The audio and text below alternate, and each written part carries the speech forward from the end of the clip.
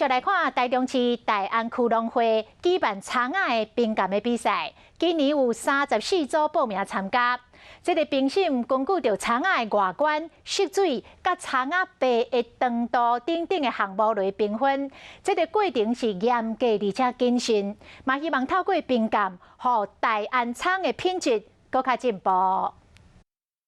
由农粮署和台中农改场单位组的评审团，替大顶的长鸭拍分数，鼓励农民种优质的长鸭。大安区农会连续真侪年举办长鸭评鉴，今年拢总有34组报名参加。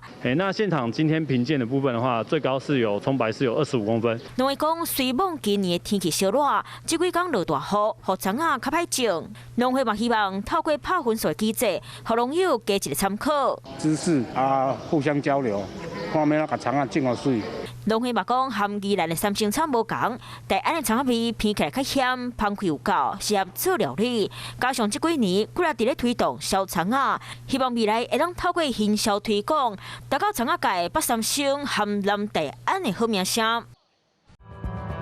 想要获取更多新闻资讯，想要看到主播最新的动态，赶快订阅华视 YouTube 频道。